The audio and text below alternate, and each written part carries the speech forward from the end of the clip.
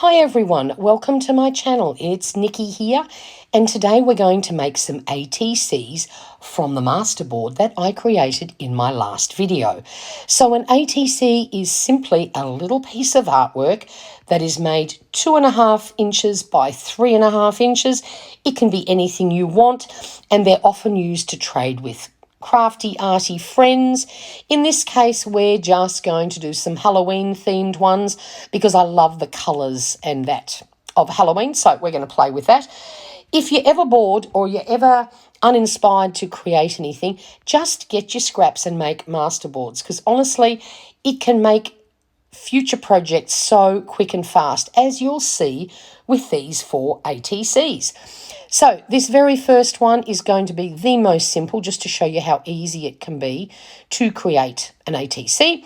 I am just softening, I'm doing some inking around the edges. I want to soften the white. Realised, of course, it's absolutely pointless putting it on the black because you can't see a thing. But it definitely just helped to soften that bright white, and you'll see why when I put the focal point on this ATC. So the next thing I've done is grab this little scrap of black paper that I found in my stash. It is embossed, but I would have preferred to tear the edges, but because the scrap was so small, I was worried that if I tore it, there'd be nothing left. So I'm just using my scissors to roughen up the edges and make it look not quite so perfect. And as you can see, we're going to pop that down, and your masterboard has made an instant frame. Let's talk about quick and easy. Ran out of glue here, had to stop the video and fill up with my favourite glue, which of course is Helmer's Tiger Glue. It's fabulous, especially for sticking down lumpy bumpy things like embossed paper. Once it's down, it's there to stay. And we're going to now just add a bit of glue to my focal point. And as you'll see when I flip it over, the background of it is a little vintage looking. That's why I wanted to soften the white. And it's got a cute crow on it. I actually thought this was a cool looking piece. And there you go. That is a really, really simple ATC. And thanks to the masterboard, it actually looks really quite interesting. So the next one we're going to do, I thought I needed to tone down the white. So I've grabbed a stamp that is just like 3 jagged lines, and I thought, well, that sort of felt appropriate for a Halloween project, and I'm just going to stamp all over this card, so it'll create some pretty cool lines, and just tone down that background lightness. And in a minute you'll see why I want to do that. So we're just stamping, and as you can see, you get some really cool lines. Very happy with that. You get the drift here, so I'll cut out the rest of the stamping because I did do quite a bit. And there we go. So you can still see some of the background. I don't want to hide it all, but I have got rid of quite a bit of it. So the next thing we're going to do, if you saw my video of my Stamperial haul, I got this new stuff called Halo Paste. Now, I ended up buying the 4-pack of sample colours, and one of them is violet. So I thought, oh, violet, purple, I think that's a bit Halloween-y.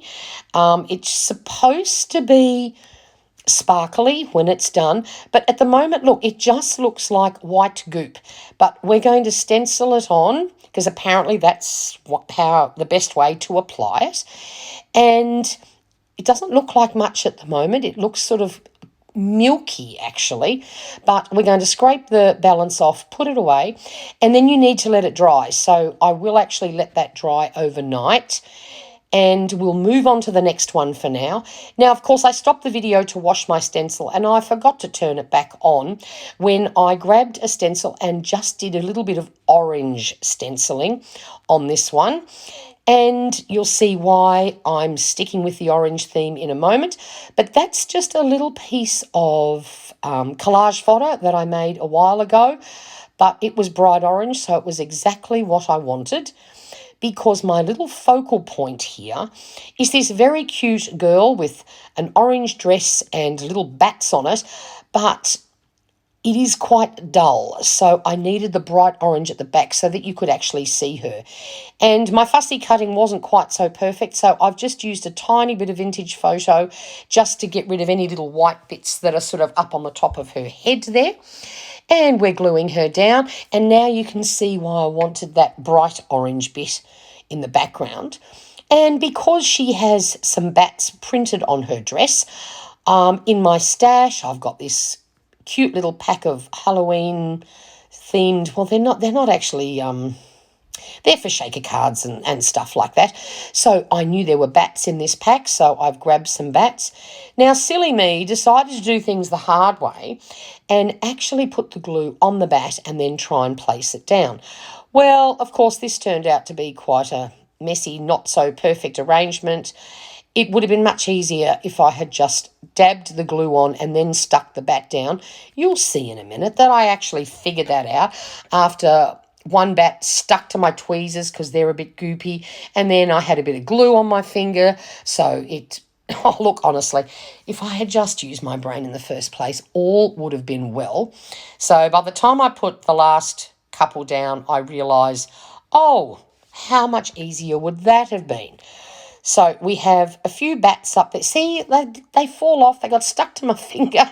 Honestly, sometimes if you just think before you do, it's a good idea, because I've just made such a mess with this.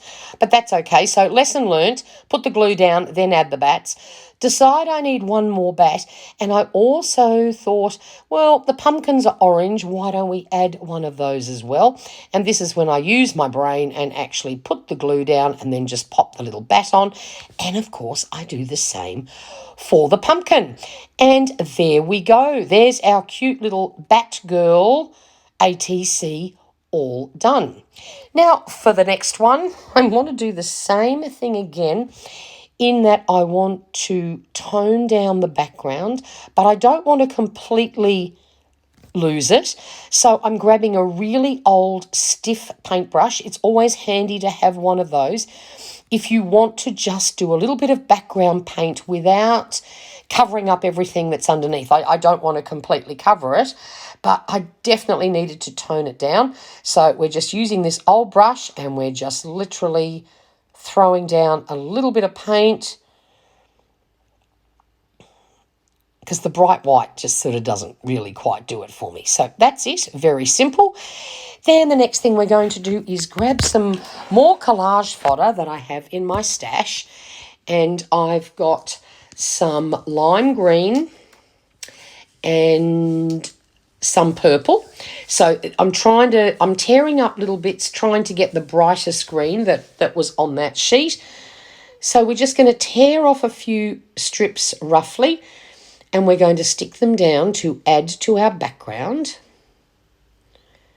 You can see that was done on magazine paper, so you can still see a bit of the print there. It just all adds to the grunginess, which I like. These can be any shape, any size. I'm just going to stick them down to create a bit more fun in the background.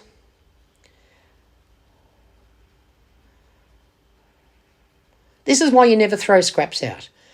You never know what you can do with scraps. If I'd had green and purple scraps, I wouldn't have had to tear these up.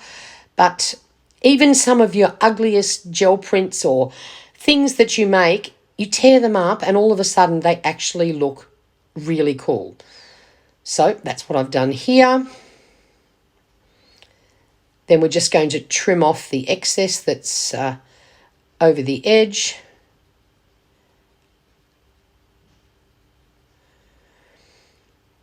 And my focal point for this one is this very cute pumpkin with a black and white checkered bow. Now, see, that's my Halloween vibe.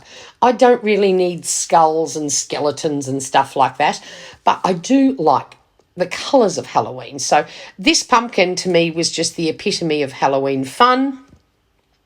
So down it goes. And that's another one done. So now it's time to go back to this. Have a look at this. You can't see, the camera doesn't pick it up probably quite as well as what you can, if you can see it for real. But if you catch the light right, you have these beautiful violet stars. They look a lot better in real. Now, I have this gorgeous image. It's a little snow globe with some ghosts inside with the purple colour. So that's, of course, where I got the idea to use this violet halo paste, because I thought that was a perfect complement to my little ghosts there. Then I'm just grabbing out one of my trays of sparkly things because I think I want to add a few more stars. So we're just going to dig out some silver ones, and I'm going to glue them on as well. So that way you sort of, whichever angle you see it on, you'll have some multi-dimensional star. Yep, perfect. See? I thought I had some little ones, but they must be in another tray. So we're just going to use some of these bigger ones. And I usually do the old rule of 3. If you're going to be adding little bits, 3 seems to be the magic number. And look at this clever me. I put the glue down first. I remembered this time.